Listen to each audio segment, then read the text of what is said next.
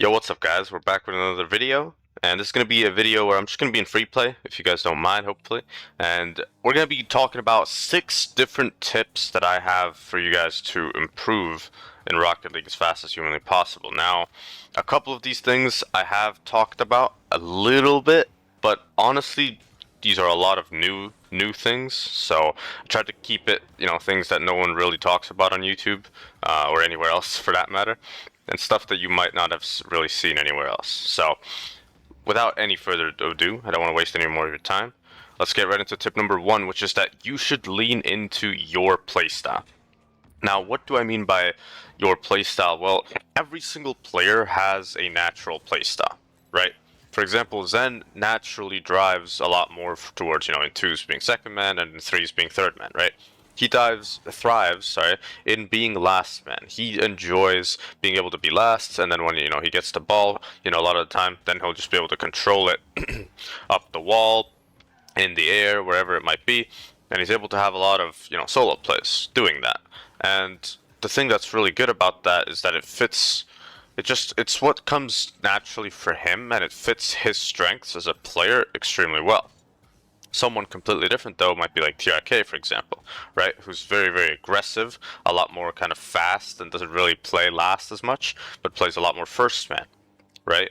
He likes to aggressively challenge, or kind of be near the ball, go for some demos and stuff like that, right? Now the thing is with these playstyles is that what I want you guys to realize is that there is no right or wrong way to play the game. There is no correct playstyle or wrong playstyle. There is only the playstyle that works for you, right? And you need to, in my opinion, to improve as fast as possible, lean into what comes naturally to you. So for example, for me, I could never play the way Zen plays because it doesn't actually naturally come for me, right? I can I can force myself to play second man and be this like kind of more passive style and let my teammate chow, but it's not me.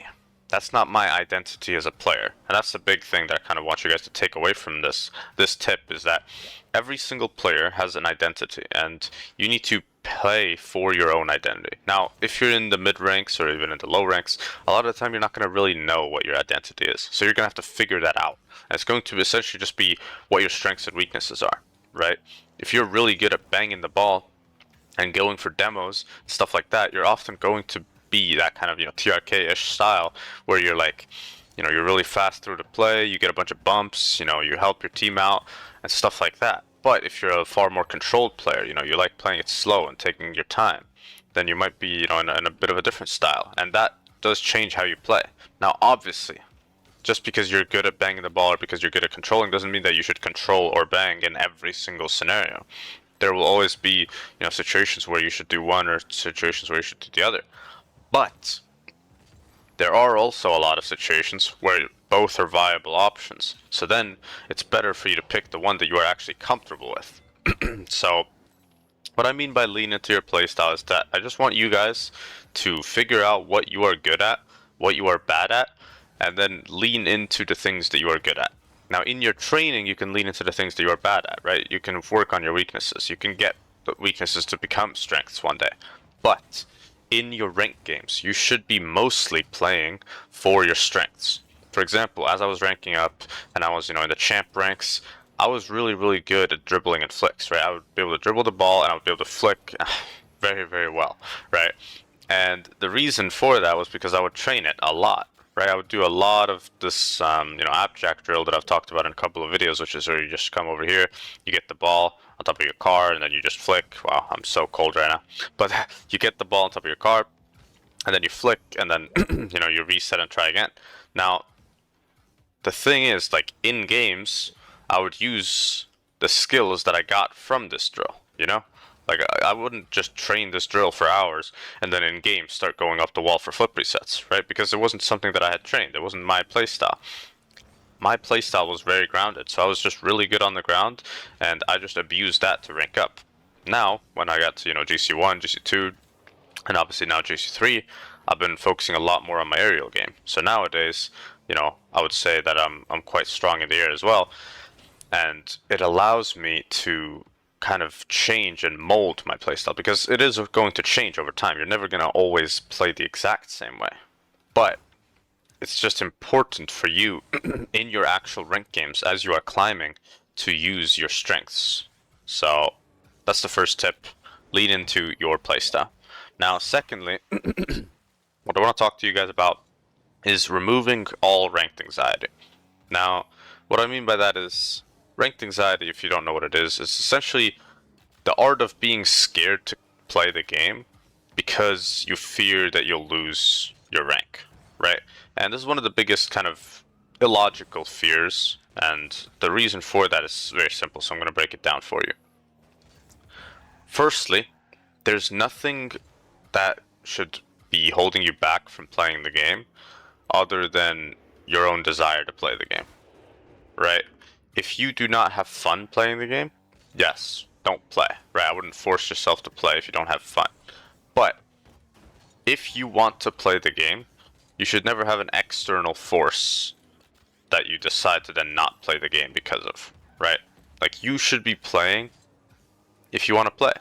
And that sounds, painfully obvious and stupid to a lot of people, but a lot of people start to kind of get to a new rank, right? And then they start to think, well, do I really deserve this rank, right?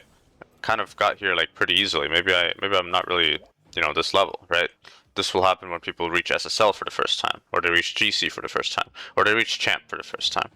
And they'll often kind of feel like an imposter. And it's not just, when you reach a new rank, but usually it comes with that. It's just you having too much importance on your MMR. And one of the biggest things that I can tell you guys about this tip is that all the players that I've spoken to, I've spoken to a lot of very, very high ranked players, is that the best players, typically, and also just the ones who improve the fastest, are always, and when I say always, I mean genuinely always, the players who care the least about their MMR as a short-term thing. Obviously, in the long term, these people still want to get higher and they want to rank up and they want to climb. Everyone should want to climb in the long term. But in the short term, they do not let these little losses or these couple of bad days or couple of whatever, they don't let those things shake them, right? I have a friend who's 1950 peak, SSL, and that he could drop, 50 MMR in a day and he won't bat an eye. Or 100 MMR, or 200 MMR. Obviously, he doesn't drop 200, I think, but like, if he drops 100, he probably will just be fine, because he'll just get it back another day. But what a lot of people do is, they'll be down like 50 MMR, not even that much. And they'll start being like, oh no, I'm now Champ 1 Division 1. I'm a couple games off my D rank. And that will like haunt them. And they literally won't queue because they're like, oh no, but I'm gonna D-rank. The thing I need you to realize, guys, is that you have hit your rank for a reason. Unless you genuinely got boosted, right, by like a friend, which most people don't, you will deserve the rank that you got. Like, if you got the Champ, you got the GC, if you got the Diamond, whatever it might be, you deserve that rank. And you need to be proud of that rank, but you also need to realize that you are the same player. Like, if you ever D-rank, you are the same player who reached that Champ rank. So let's say, you reach Champ for the first time, and then you D-rank from Champ down to Diamond. It doesn't matter, because in your identity, you need to realize that you are still that same person, right? You are the same person you were before, and you can do it again, right? You need to not have your identity be so fixated on just the short-term rank that you're at, but rather the long term of the skill level of the player that you're at. Right? For me, like, I'm GC3, but if I drop to GC2 today, I'm not going to like lose my mind and like be like, oh no, I'm such a fraud, or oh, I'm so bad at the game, or like whatever. Like, will I be happy to lose MMR? Of course not. But the thing is that if it was to happen, I would still trust in my own skill to be able to get it back very, very quickly, because I've proved to myself that I can do that, right? And that's the kind of self-belief that I need you guys to have in yourself if you want to rank up. So that's kind of the remove your ranked anxiety tip. Now, tip number 3 is a bit more of a actual, in-game one that you can apply. And this is a general thing that I think most people just ignore too much, which is work on your ground game, right? Most people, what they do in free play is kind of doing what I'm doing right now when I'm, full autopiloting here because I'm speaking to you guys, which is just doing, you come over to the wall, you spawn the ball in front of you, and then, you go for your aerial play, and then, you go and do that for hours and hours and hours. And the thing is, that's all good and well, but most people are very, very bad on the ground. And they're way too weak on the ground, which just limits you a lot. Like, you need to be able to control the ball on the ground, get really good dribbles, get really good flicks, because I promise you guys, right? The people who are pros, for example, yes, they use a lot of aerial mechanics, a lot, but they have insane ground mechanics. Like, if you can be able to flick the ball really hard, or if you can dribble the ball with insane control, like, you're going to get really good first touches. It's going to make your game more diverse, right? If you're a player who can go up here, come to the ceiling and then like score some aerial shot, the thing is, yes, you are threatening, but your opponent will then know that if you're on the ground like this, you're not going to do anything. But if you have that threat, if you have that piece of arsenal in you where you can just, do a top bins flick sometimes, and obviously, you want to get that sometimes to be every time or, whatever. Like, when you build that consistency in your ground game, you start to you become a more threatening player because you are more diverse in the skills, right? And a hidden tip or kind of extra tip with this one, inside of this one, is like also just work on your shooting more. Like, most people do not work on the ground game, like dribbling and flicks, and they don't work on shooting enough. So that's a extra hidden tip in one for you guys. And the thing is, like, the way you train these things, the way you work on them, it doesn't matter that much. For shooting, I would go for training packs, and for dribbling and flicks, I prefer free play. But like, doesn't really matter. If you like a workshop map, you can do that. If you like found a training pack for it or something, like, you can do that. It's completely fine. You just need to make it whatever's fun for you. Now, moving on to the next tip. We're going to be having tip number 4, which is to actually just stay humble. Now, this is a tip that I've discovered recently as a person who's realized how there's levels to this game. Now, whenever you think about higher ranked players existing, you always think that, you obviously know that they exist, and you know that there's better players out there than you. But the thing is, you don't really often realize how big the difference is, right? Like, I could 15-0 a champ, like, 3 player, but I could get 15-0'd by, a mid SSL player. And the thing about that is, like, that mid SSL player could get 15-0'd by, a high SSL player. That high SSL player could get 15-0'd by a pro player. There's always a bigger fish out there, and that's not something that should discourage you or make you, afraid of higher ranked players or like put any more weight onto them than you already put them to. Like, I'm not telling you to put them on a pedestal. What I am telling you guys is that you need to realize that you are not as good as you think you are. And that should, again, not be a discouragement, but it should rather be an encouragement to the fact that you can still be so much more, right? There's so much more in you that you could kind of develop into. And I've seen that over the last few months, where I think I've improved like incredibly quickly as a player and as a coach, in my opinion. And a lot of that comes down into just understanding that I'm not that good. Right, there's that one Socrates quote that says, like, the more I know, the more I realize that I don't know. And I think that applies perfectly to Rocket League in the sense that the more you realize that, there's so many things that you can get good at, and they're so good, like, the level you can reach is so high, you start to realize how not good you are. And I don't, again, I don't, I don't mean not good in a way where you should have no confidence or you should be discouraged. Because I still play with absolute confidence. You know, I still think I'm an amazing player. It's just like it's all relative.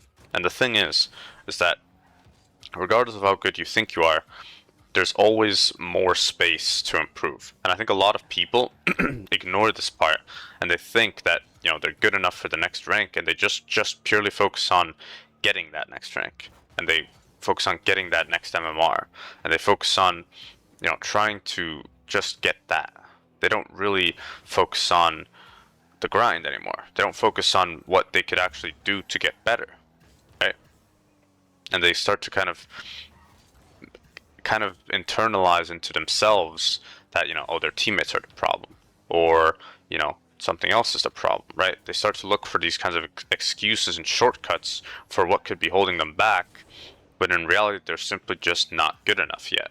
And it's a tough pill to swallow for many, but it is the biggest and most important pill that you could ever swallow, right? It's like from the Matrix, it's genuinely the red pill that will show you the entire like truth of Rocket League improvement, right? Like you can take the blue pill, which is essentially gonna, you know, keep you forever hard stuck and keep you believing that you're, you know, like some insanely good player, and all your teammates are the problem, or you could take the red pill, which will just essentially get you the truth, right? Which is that you're not as good as you think you are. You can still be so much more, and that you are actually the reason why you are in your rank. And that's something that I think all of you guys should take into your consideration the next time you play the game, or the next time you consider blaming a teammate, or the next time you think that it wasn't your fault that you lost the game, right? Because I think it's very, very important.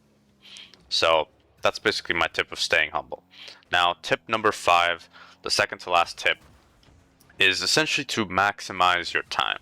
And this goes in a little bit hand in hand with the last one, but I have a different angle for this. So, firstly, with the angle that is related to the last one, you do want to maximize your time in terms of make the most of each hour that you play the game. And if you are spending your time blaming teammates, if you are spending your time raging, if you are spending your time not having fun, then you are not maximizing your time, right? So that's that kind of, you know, similar angle. Now, as for the separate angle, it's just that if you truly want to improve, like if you want to, you know, hit champ, if you want to hit GC, if you want to go pro, if you want to hit SSL, whatever it might be, you know, your goal should always have actions that are aligned with it. So if you think to yourself right now as you're watching this video, like please pause the video if you need to and genuinely think to yourself, what actions am I doing every day that align with my goal? Or if you don't even have a goal, then think, what is my goal? What am I playing for? If you're just playing for fun, I mean, I assume you wouldn't be in this deep into the video, but you want to rank up, right? What rank do you want to reach? Why do you want to reach that rank? Do you want to reach that rank so other people could, you know, think that you're really good at the game? Or do you want to reach it because you genuinely love the game? Or do you want to reach it because, you know, some other person told you that you could never reach that rank, right? And you need to find that reason, whatever it is, and align your actions with that reason. For me, you know, I realized I want to hit SSL because I truly love this game. And I understand that the highest level of this game is genuinely beautiful, and I want to get as close to that highest level as I can. The next step for me to do that is SSL. Obviously, beyond that, it'll be, you know, 1900, 2K, you know, 2100, all those things. And, you know, at that point, I'll probably reassess and I'll probably think, you know, maybe I'll keep going, maybe I won't, maybe I'll have something else, you know, whatever it might be. I will have my actions centered around the goal. So what I want you guys to realize is, like, you want to maximize each hour that you're in the game in the sense that there's no point for you to play the game if you are doing things that do not actually align with your goal whatsoever. If you want to be the absolute best player that you can be, you should not be wasting your time just kind of endlessly playing the game. You should not be playing, you know, 10,000 games a season just for the sake of playing it, you know? Like, you should be trying to become the best player that you can be through things that actually do help you. Like, you know, watching your replays, or asking a friend or a coach to watch your stuff. You know, asking advice from better players, watching pro players yourself, you know, practicing and working on your mechanics. Things like this are stuff that will take a lot of time, but that'll also give you like tremendous reward. So what I'm trying to say with this fifth tip is that do not waste your time doing things that you will later not enjoy. Because the thing is that, like, when I started playing in August of 2020, you know, last year, and I started playing the game again since like season 10, because I hadn't played since that, which was like a couple of years, I think. My goal was to hit like as high of a rank as I could, and I literally just I had that. Like, I didn't have a rank goal exactly, but I aligned every single, you know, thing that I did with just getting to that next level. And my goal was ultimately to go pro. You know, it wasn't really a rank, but it was like the big long term goal was to go pro. Obviously, later, you know, I realized that I didn't want to be a pro player, and that it wasn't really the road for me, and that I would, you know, become a coach instead. But the big thing is that I had a goal, and I worked towards it. And if I look back at those times now, do I look at them as wasted time? Do I look at them as, you know, oh, I was doing something I shouldn't have done? No, absolutely not. Right? Because I did something that aligned with the goal that I had. The only time that you'll ever think that you wasted your time is if you did something that doesn't align with your goals. So if I just, you know, played the game randomly, mindlessly, didn't really try to learn anything, and I instead just played, you know, casual all day, looking to try and hit clips, you know, I would probably look at that time as wasted. Now, obviously, I'm not saying that as a general thing is wasted time. You know, for me, it would be. For someone else, it wouldn't be. But it's just, you need to figure out what your goals are and figure out what you need to do in order to hit those goals and maximize your time when you're doing that. And now on to the last tip of this video, which is an interesting one. And I want you guys to understand that you need to stay curious. Now, this is an interesting one in the sense that most people who play this game don't really have any curiosity when they play for a long period of time, right? I know a lot of players who play for, you know, multiple years, and they kind of just lose that spark. They lose that drive. They lose that interest in new things and that kind of freshness, right? Because whenever I've coached anyone who's like new to the game, or I've spoken to anyone who's new to the game, what I always hear them talking about, you know, constantly is like, oh, you know, I found out you could do this new thing, right? I found out like in these moments here, I shouldn't like hold my ball cam when I'm going for boost, because then I can, you know, I could see it a little bit better, or, you know, I could switch between ball cam and car cam to get more information on the field, or like, you know, I could flip the ball. I could flip into the ball like that to get power, but I could like flip into the ball in a different way to get like a soft touch, you know. And it's like they're just like these people who are like new to the game. They explain stuff which to an advanced player will seem like baby stuff. Like, oh, what are you talking about? You hit the ball like that, and then you can hit it like a different way. Like, what are you talking about? Like, obviously, right? But it's like that kind of child's freedom and that kind of child's curiosity that I think is one of the biggest fuelers for improvement. Because when I think back again to, you know, August of last year, and just overall over the last, you know, 9 months or so, like, I've improved always like the fastest when I've been the most curious, when I've been trying to learn new things, right? When I've been thinking to myself, oh, you know, this thing looks cool. How do I do that? How do I figure that out, right? And it's gotten me to the point where things that I looked at, you know, 8 months ago as genuinely like mind-boggling are now like completely normal to me, right? Like, I used to have a teammate who could do like cross-map double pops, and I was genuinely just looking at him in amazement, like, what is that? And now I've hit more double pops than, you know, I could count on my fingers. And that's not to say that, you know, I'm like some best mechanical player of all time or something. I'm clearly not. But what I am trying to say is that curiosity is what will help you improve a lot in the long term, because it will make you firstly have more fun, right? you have more fun when you're doing something that actually interests you. Like if you are learning something just because, you know, oh, these guys said that the zap dash is important. Like I didn't learn the zap dash or the wall dash until like GC3, I'm pretty sure. Yeah, GC3. Because they didn't really interest me. But then, you know, I saw some videos and I saw some clips of really cool zap dashes and really cool wall dashes, and I was like, wow, that actually, you know, the way to utilize that looks really interesting. So I want to try it. And then I went into free play, you know, I tried learning them, and then I did it, right? And I was like, okay, that's cool, that's fun, right? And the thing is, I only did that when I actually got curious, right? And I think it's with that in all things, right? Mechanics, decision making, mentality, like always trying to understand new things and finding something new to be curious about, I think is a great skill. And this is kind of a title that I heard from this Valorant YouTuber named Dopeye who made a video about this actually, which was that fun is a skill. And I thought about that like title instantly when I saw it, and I was like, yeah, fun is a skill. Like you, like when the game is boring, it's because you make it boring. Like you can actually keep anything fun, and it's a skill to be able to do that because you need to find something to stay curious about. Like the game of Rocket League, especially, I think is a game that you can never truly master, right? Like as you know, high as everyone thinks the skill ceiling, sorry, has gotten, I think, you know, in 2 years, 3 years, we're going to be looking at the pros of today and being like, yeah, these guys are not really that good.